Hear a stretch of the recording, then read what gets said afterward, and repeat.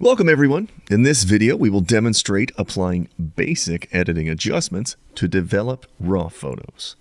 The demonstration in this video uses our advanced photo editing and organizing application, Exposure.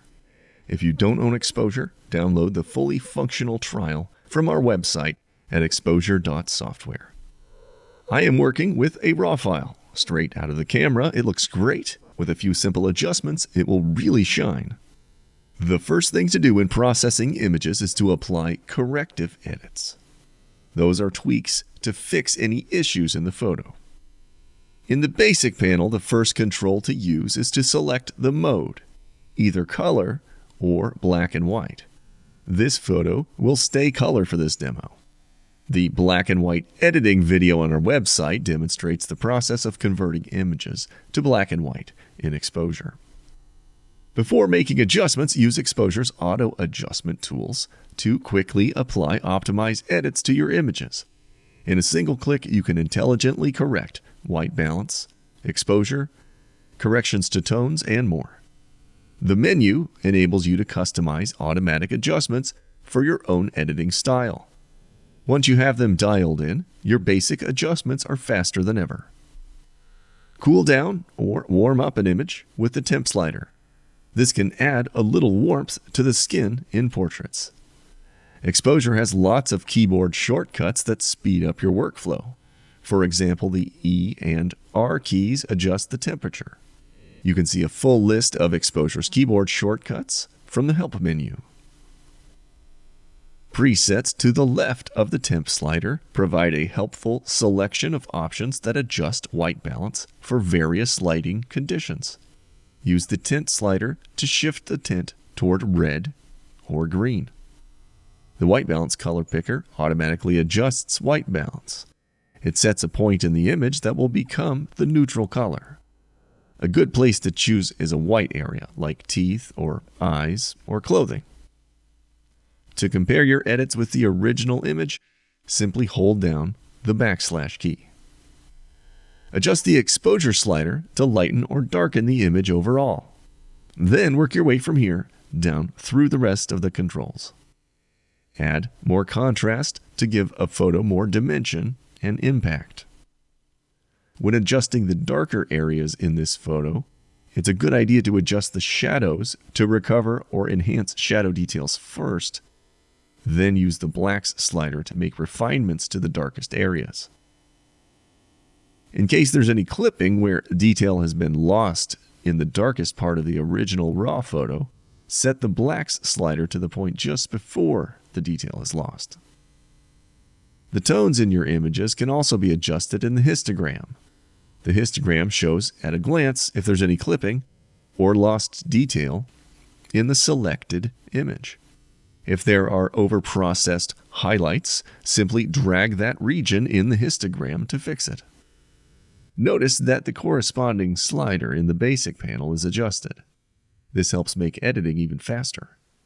Increasing the clarity amount will give the photo more presence. Another great way to enhance images is to boost vibrance and saturation. Vibrance controls the intensity of the more subtle or muted colors, without adjusting the colors that are already strong. It's a good choice when adjusting skin tones, so it works well in portraits or photos of people. To intensify all of the colors in the photo, adjust the saturation slider. Notice the effects appear as this value is increased. After making adjustments, you can compare the edits with the original image with the / key. Cropping and straightening is another important adjustment. The crop helps focus the attention on the subject. Click the crop button on the toolbar. It can also remove distractions near the edge of the frame. The image can be straightened with the angle slider or by drawing a line in the image that should be horizontal or vertical using the straighten tool. Exposure will then rotate the image appropriately. You can also make adjustments to the crop boundaries for the size of the image. Next, check for sharpening and noise reduction. It's best to zoom in to 100% or 1:1 for an accurate view of how the adjustments will look on your photo. At no magnification, you can identify where the corrections are needed for softness or noise. Use the Navigator panel to move to a place in the image with small details and hard edges where the sharpening effects or noise will be easy to see.